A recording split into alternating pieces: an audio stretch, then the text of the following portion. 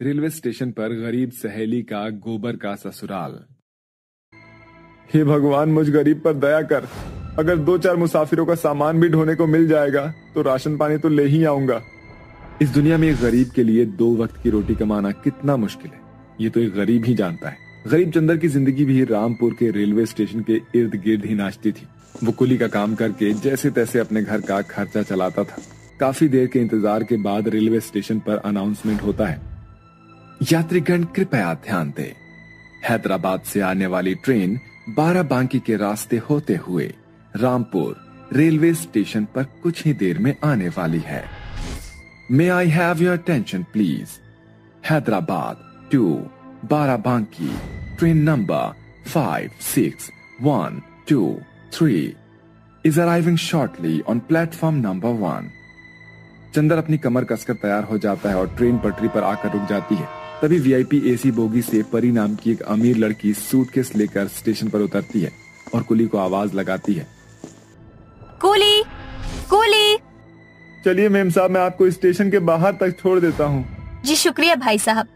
चंदर कंधे पर सामान उठाए स्टेशन के बाहर आता है, जहाँ कुछ चोर मवाली बैठे होते हैं।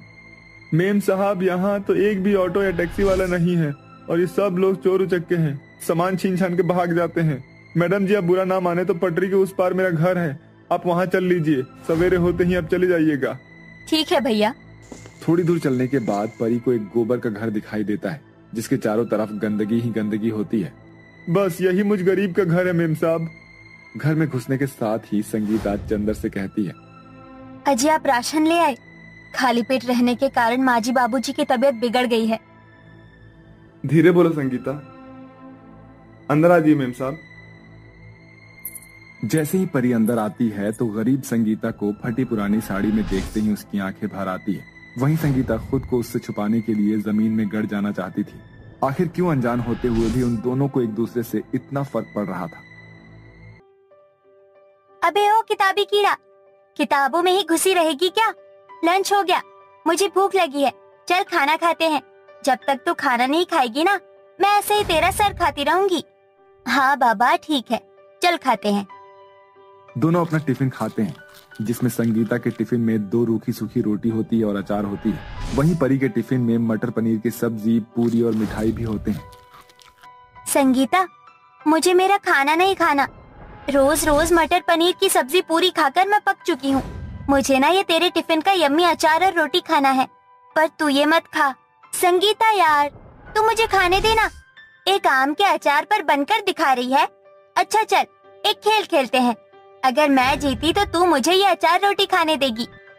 ठीक है। फिर परी और संगीता एक दूसरे के हाथ पर ताली मारते हुए खेल शुरू करती है। बदतमीज, चादर की कमीज, लोहे का पजामा, बंदर तेरा मामा, आम का अचार, आजा मेरे यार। देखा, मैं जीत गई। अब तेरा खाना मैं खाऊंगी। असल में परी अपने हिस्से का स्वादिष्ट खाना अपनी गरीब सहेली संगीता को खिलाने के लिए सब करती थी। ये कहानी है रामपुर गांव में रहने वाली 2 सहेली संगीता और परी की। परी एक अमीर खानदान की बेटी थी, वहीं संगीता एक मध्यम वर्गीय परिवार से थी, जहां उसे गरीबी के चलते अक्सर अपना मन मारना पड़ता था। और ऐसे ही परी ही संगीता को खुश रखती थी। इसी प्यार भरी दोस्ती के साथ दोनों सहेलियां बड़ी हो जाती हैं। मगर स्कूल की पढ़ाई खत्म होते ही संगीता की शादी पक्की हो जाती है। मगर इतनी जल्दी भी क्या है शादी की? संगीता, तूने मुझसे वादा किया था कि हम आगे भी एक साथ पढ़ेंगे और एक दिन सफल टीचर बनेंगे। जानती हूँ मेरी प्यारी सहेली, मगर शायद मेरी किस्मत में यहीं तक पढ़ना लिखा था। मगर हम दोनों के सपने को तू पूरा करेगी, वादा कर मुझसे। ये सुनकर परी का दिल भर आता है और वो भराई आंखों से कहती है, हाँ मैं वादा करती हूँ। तू तो अभी से रो रही है, जैसे कि मैं अभी तुझे छोड़कर ससुराल जा रही हूँ। इन आंसुओं को बचा कर रख मेरी जान, अभी तुझे मेरी विदाई पर भी तो भे भे करके रोना है। संगीता की मजाकिया बातों पर परी मुस्कुरा देती है। अब कुछ दिनों में संगीता की शादी चंदर से हो जाती है और वो गरीब गोपीनाथ के घर की बहू बन जाती है। वहीं परी संगीता के ससुराल वालों से मिले बिना उसकी विदाई से पहले ही आगे की पढ़ाई के लिए हैदराबाद चली जाती है। नीलो बेटी, जल्दी से आरती की थाली ले आ। बस अभी लाई माँ। फिर जमुना आरती उतार कर गृह प्रवेश कराती है। आओ बहू, तुम्हारे ससुराल में तुम्हारा स्वागत है। गृह प्रवेश के बाद संगीता अपने सास ससुर के पैर छूकर आशीर्वाद लेती है। जीती रहो बहू, खूब खुश रहो। सदा सुहागन रहो बहू। संगीता गरीबी में भी अपने छोटे से घर संसार में ढल जाती है। वहीं गोपीनाथ और चंदर जैसे तैसे थोड़ी बहुत मजदूरी का काम करके घर चलाते थे। फिर एक रोज, अबे ओ गोपीनाथ, ससुरा कहाँ मर गया रे तू? आवाज सुनकर गोपीनाथ सहमा हुआ आकर मणिलाल के आगे हाथ जोड़कर खड़ा हो जाता है। मणिलाल जी, आप यहाँ? एक तो तूने मेरा कर्जा खा रखा है गो, जब चुकाना तेरे बस की नहीं थी तो बेटे की शादी में कर्ज क्यों लिया? चल अब निकल जा सारे यहाँ से, तुम्हारी झोपड़पट्टी तुम्हारी हो गई। ऐसा मत कीजिए मणिलाल जी, मैं अपने बहू बेटी को लेकर कहाँ जाऊंगा? कहीं भी जाके मर, हमको कोई मतलब नहीं है गो, समझा? एक ही झटके में संगीता और उसके गरीब ससुराल वालों के सर से छत छिन जाती है। ऐसे में वो कई दिनों तक इधर से उधर दर दर की ठोकरें खाते हैं और फिर रेलवे स्टेशन पर आ जाते हैं। भाभी, आप हम सभी को यहाँ इस रेलवे स्टेशन पर क्यों लाई है? नीलू, इस वक्त हमारे पास रहने को कोई और जगह नहीं। पुलिस वालों ने फुटपाथ से भगा दिया और स्टेशन मास्टर भी हमें रेलवे स्टेशन पर नहीं रहने देगा, इसलिए हम इस पटरी पर अपना घर बनाएंगे। मगर बहू, इस पटरी पर कितनी गंदगी है, और फिर हमारे पास तो इतने पैसे भी नहीं है कि एक ईंट भी खरीद सके, तो घर कैसे बनेगा? अचानक से संगीता का ध्यान रेलवे लाइन के किनारों पर चल रही सारी गाय, भैंसों और गोबर पर जाती है। माँ जी, तो क्या हुआ जो हम गरीब हैं, मगर हम इस गोबर से तो अपना घर बना ही सकते हैं।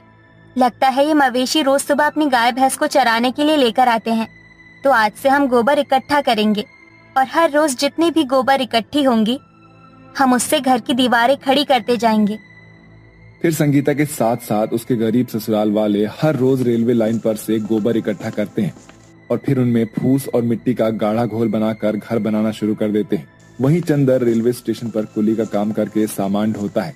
आखिरकार कड़ी मेहनत से गरीब परिवार के सर पर से खोई हुई छत फिर से लौट आती है। मगर उनके सामने एक समस्या खड़ी थी कि जिस दिन चंदर को रेलवे स्टेशन पर कुली का काम नहीं मिलता है, उस दिन उन्हें भूखा ही सोना पड़ता है। ऐसे में पटरी पर फेंकी गई गंदगी की बदबू से उन्हें सोने में भी काफी दिक्कत होती है। इसी गरीबी में संगीता की जिंदगी बीत रही थी और उस दिन जब 3 साल के बाद परी अपनी पढ़ाई खत्म करके वापस लौटती है तो किस्मत उसे उसकी गरीब सहेली के पास खींच लाती है। संगीता, मेरी सहेली, मैंने कभी सपने में भी नहीं सोचा था कि मैं तुझे ऐसी हालत में देखूंगी, लेकिन अब बस बहुत दुख झेल लिया तूने, अब और नहीं संगीता। आज से मेरे सारे सुख तेरे और तेरे सारे दुख मेरे हुए। माँ जी, बाबूजी, जीजा जी, आप सभी अभी चलिए मेरे साथ। मैं अपनी सहेली को और उसके ससुराल वालों को ऐसी हालत में इस गोबर के घर में नहीं देख सकती। लेकिन बेटी, तुम तो हमारी बहू की सहेली हो, हम तुमसे आसरा कैसे ले सकते हैं? ठीक है बाबूजी, तो फिर मान लीजिए मैं आपकी बहू की सहेली नहीं बल्कि उसकी बहन हूँ, या फिर मुझे अपनी बेटी मान लीजिए। अब चलिए। इसके बाद परी अपनी गरीब सहेली और उसके ससुराल वालों को रेलवे स्टेशन की पटरी और उस गोबर के घर से निकाल कर ले आती है और उनके रहने के लिए एक अच्छा सा घर खरीदती है। परी, तूने जो मेरे और मेरे ससुराल वालों के लिए किया है, मैं तेरा ये एहसान जिंदगी भर तक नहीं उतार पाऊंगी। संगीता, तू चाहे तो इस एहसान को उतार सकती है, बस हम दोनों सहेलियों ने साथ मिलकर जो सपने देखे थे उसे पूरा करके। फिर संगीता अपनी आगे की पढ़ाई शुरू करती है और फिर दोनों सहेलियां एक ही स्कूल में अध्यापिका बन जाती हैं, जिससे संगीता के ससुराल के हालात पूरी तरह से ठीक हो जाते हैं।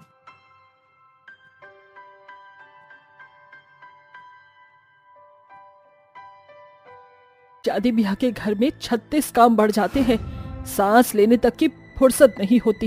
जाकर देखती हूँ बहुएं तैयार हुई कि नहीं। जैसे ही अंजना झोंपड़ी में आती है तो उसकी चारों बहुएं उदास बैठी होती हैं। पायल बहू, चांदनी बहू, जानवी बहू, अर्पिता बहू, क्या बात है, तुम चारों तैयार नहीं हुई? थोड़ी देर में तुम्हारे देवर की बारात निकलने वाली है और इस खुशी के मौके पर तुम चारों मुंह फुलाए बैठी हो। तो हम क्या करें माँ जी, झूठ मूठ में खुश होने का नाटक करें?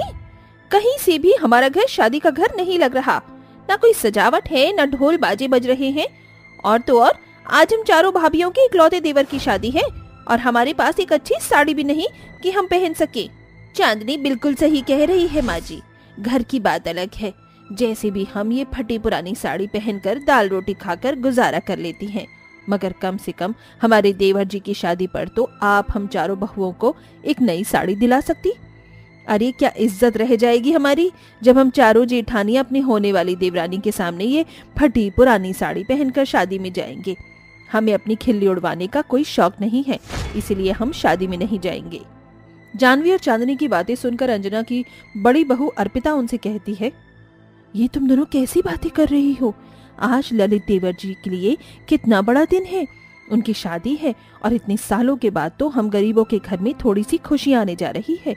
माँ जी, अब देवर जी के सर पर सेहरा सजाइए, हम चारों बहू के पास जो है हम वही पहन लेंगे। झुक झुक जीती रहो अर्पिता बहू, जल्दी से तैयार हो जाओ। गरीब अंजना अपनी चारों बहू और बेटों के साथ अपने सबसे छोटे बेटे की बारात लेकर सिमर के घर आती है, जहां दोनों की शादी हो जाती है और सिमर अपनी ससुराल आ जाती है, जहां उसकी जेठानियां दरवाजे पर खड़ी अपनी गरीब देवरानी को देखकर ताने मारने लगती हैं। हाय रे हमारी फूटी किस्मत, हमारी ये देवरानी तो हमसे भी ज्यादा गई गुजरी गरीब है। देखा था कैसे घर के बाहर ही सस्ता सा टेंट गिराकर जैसे तैसे शादी कर दी इसके माँ बाप ने। वही तो, मैंने तो सोचा था कि हमारी देवरानी के घर में हम चारों जेठानियों के लिए शगुन में गहने और एक आधी साड़ियाँ तो आएंगी ही, मगर देखो हमारी देवरानी अपने साथ दहेज में लाई क्या ये खटारा सिलाई मशीन। अपनी घमंडी जेठानियों की ऐसी बेइज्जती भरी बातें बेचारी गरीब देवरानी के दिल पर लगती हैं। तभी अर्पिता बात बदलते हुए कहती है, अरे वाह देवरानी जी, आपका ये शादी का जोड़ा तो बहुत ही सुंदर है, बड़ा महंगा लहंगा लगता है। जेठानी जी, ये लहंगा मैंने खुद से सिला है, मुझे सिलाई आती है। यह तो बहुत ही अच्छी बात है छोटी बहू, वैसे भी बहू बेटियों के हाथों में सिलाई कढ़ाई का हुनर तो होना ही चाहिए। अर्पिता सिमर का ससुराल में स्वागत करती है। वहीं सिमर एक अच्छी बहू बनकर सबका ख्याल रखती है, मगर बड़ा परिवार होने के चलते घर का खर्चा बहुत ही मुश्किल से चल पाता है, जिसे देखकर सिमर अपनी सास से कहती है, माँ जी, मैं सोच रही हूँ दर्जी का काम शुरू कर लूँ, जो ही 4 पैसे आएंगे तो घर चलाने में आसानी होगी। ठीक है बहू, जैसा तुझे ठीक लगे। अब सिमर घर बैठे सिलाई करने लगती है और ग्राहक जोड़ने के लिए वो सस्ते में कपड़े सिलती है। इसी बीच उसकी चारों जेठानियों की शादी की सालगिरह आने को होती है, जिसके लिए वो अपने पतियों से लड़ने झगड़ने लगती हैं। देखो जी, इस बार मैं तुम्हारी एक भी नहीं सुनने वाली, तुम मुझे 1 दर्जन नई साड़ियाँ दिलाओगे। अरे मेरी माँ, यहाँ मेरे पास एक साड़ी खरीदने के पैसे नहीं हैं। मैं तुम्हें 1 दर्जन साड़ियाँ कहाँ से खरीदूंगा? क्यों जान खा रही हो मेरी? मैंने कहा ना मुझे साड़ी चाहिए, तो बस मुझे गुस्सा मत दिलाओ, वरना मैं तुम्हारे गुर्दे छील दूंगी। ये सुनकर बेचारा चंदन चुप हो जाता है। अरे क्या बात है पायल, क्यों मेरे आगे पीछे घूम रही हो? तुम मुझे बता दो, साड़ी दिलाओगे या नहीं? एक साड़ी के पीछे इस पागल औरत ने तो मेरा खून पी रखा है। क्या कहा तुमने? देखो पवन, अगर इस बार तुमने मुझे ही सालगिरह पर नई साड़ी नहीं दिलाई तो मैं फिर मायके चली जाऊंगी और तुम देखते रह जाओगे, फिर नाक रगड़ोगे तो भी नहीं आऊंगी। बात तो बिगड़ती ही जा रही है, क्या करूं? एक काम करती हूँ, जो कतरन बचे हैं उनसे साड़ी बनाकर देखती हूँ। अपनी जेठानियों के लिए सिमर रात भर जाकर कतरन जोड़कर लालटेन की धीमी रोशनी में आंखें गड़ाए साड़ियाँ बनाती है, मगर वो अच्छी न होने के कारण उन्हें नहीं देती और फिर जोड़े हुए 400-500 रुपए लेकर बाजार आती है। ये साड़ियाँ जेठानी जी पर अच्छी लगेंगी। सुनिए भाई साहब, जरा ये चारों साड़ियाँ दिखाइए। ये लो, एक साड़ी 2000 की है। 2000 की एक साड़ी? मगर मेरे पास तो बस यही 500 रुपए हैं और मुझे अपनी चारों जेठानियों के लिए साड़ियाँ खरीदनी थी। ये सुनकर घमंडी दुकानदार साड़ियाँ छीन लेता है। अरे ला दे ये साड़ियाँ, इसे खरीदने की तेरी हैसियत नहीं। बड़ी आई 500 के 400 साड़ी खरीदने, चल भाग यहाँ से। अरे भाई साहब, आप मुझे ऐसे धक्का क्यों दे रही हो? मैं तो जा ही रही हूँ। दुकान से बेइज्जती के साथ भगाए जाने के चलते सिमर की आंखों में आंसू भर आते हैं। तभी वो सड़क के बीच चलते एक बुढ़िया को देखती है और दौड़कर उसे बचाती है, जिसमें पत्थर से ठेस लगने के कारण उसके पैरों में बहुत चोट आती है। माँ, मेरा पैर। अम्मा, आप ठीक तो है ना? हाँ बेटा, मैं ठीक हूँ, यहाँ बैठो। फिर दोनों एक दूसरे से बातें करते हैं और सिमर अपनी उदासी के बारे में बुढ़िया को बताती है। तभी बुढ़िया उसे अपनी मैली कुचली गठरी से एक फटी चिटी साड़ी देती है। ये लो बेटा, इस साड़ी को अपने आंगन में जाकर गाड़ देना। मगर इससे क्या होगा अम्मा? खुद ही देख लेना। घर जाकर सिमर बुढ़िया के दिए साड़ी को आंगन में गाड़ देती है। तभी रात का अंधेरा छाते ही जमीन के अंदर से एक सोने का अंकुर फूटता है और एक बड़ा सा पेड़ आंगन में उग जाता है, जिस पर बहुत सारी सोने की सुंदर सुंदर साड़ियां होती हैं और उनकी चमक से सिमर और उसकी चारों जेठानी उठकर बाहर आती हैं। सोने की साड़ियां, चांदनी, जानवी, क्या तुम भी वही देख रही हो जो मैं देख रही हूँ? हाँ पायल, इतनी सारी सोने की साड़ियां, कहीं ये सपना तो नहीं? नहीं जेठानी जी, असल में मैं बाजार गई थी आप चारों के लिए साड़ियां खरीदने। वहां मुझे एक बूढ़ी अम्मा मिली थी। फिर सिमर अपनी चारों जेठानियों को पूरी बात बताती है। ये देखिए जेठानी जी, मैंने आप चारों के लिए कतरन जोड़कर साड़ियां बनाई थी, मगर हिम्मत नहीं हुई कि आपको दे सकूं। अपनी गरीब दर्जी देवरानी के दिल में अपने लिए इतना प्यार भरा देखकर उन चारों की आंखों में आंसू आ जाते हैं। तभी अर्पिता कहती है, देवरानी जी, तुमने इतने प्यार से हमारे लिए साड़ियां बनाई है, हम यही पहनेंगी। तभी अचानक से जादुई पेड़ जिस पर सोने की साड़ियां भरी होती हैं, उसकी सुनहरी चमक जैसे ही उन चारों साड़ियों पर पड़ती है, वो भी सोने की बन जाती है, जिसे देखकर सिमर की चारों जेठानियां बहुत खुश होती हैं। देखा, मैंने कहा था ना, ये साड़ी भी सोने की हो जाएगी। हो गई ना? अगली सुबह सिमर दोबारा से जादुई सोने की साड़ी के पेड़ के पास आकर कहती है, ए मेरे जादुई सोने की साड़ियों के पेड़, मुझे तुमसे कुछ सोने की साड़ियां चाहिए, ताकि मैं अपनी चारों जेठानियों के आज के खास दिन को खुशियों में भर सकूं। गरीब दर्जी देवरानी के इतना कहते ही वो जादुई पेड़ चमक उठता है और उस पर खूब सारी सोने की साड़ियां आ जाती हैं, जिसे ले जाकर सिमर महंगे बड़े सोने की साड़ियों के शोरूम में बेच आती है और अपनी जेठानियों के लिए बहुत सारा खाना और बहुत बड़ा सा केक लेकर आती है और खुद से उन्हें तैयार भी करती है। अर्पिता भाभी, चांदनी भाभी, पायल भाभी, जानवी भाभी, आप चारों इस सोने की साड़ियों में बहुत ही सुंदर लग रही हैं, एकदम परी जितनी सुंदर। भगवान करे आपकी खुशी हमेशा ऐसे ही बनी रहे। देवरानी जी, हम चारों की ये खुशियाँ तुमसे ही तो हैं, वरना हमने तो मन में सोच लिया था कि सारी जिंदगी अपनी ख्वाहिश को मारकर गरीबी में ही बितानी है। मगर फिर हमारी इस प्यारी देवरानी ने अपनी जेठानियों के दामन को खुशियों से भर दिया। छोटी बहू, अभी तक तेरी चारों जेठानी तैयार नहीं हुई। मेरी चारों जेठानी जी तैयार हो गई हैं माँ जी, चलिए चलते हैं। इसके बाद चारों सोने की साड़ियां पहनकर बाहर आती हैं और अपने पतियों के साथ केक काटकर अपनी गरीब सास और देवर देवरानी के साथ खुशी से मनाती हैं। वहीं गरीब दर्जी देवरानी उन सोने की साड़ी से गरीब लाचार लोगों की भी मदद करती है, क्योंकि एक दूसरे की खुशियों में खुश होना और दूसरों की मदद करना ही तो इंसानियत है।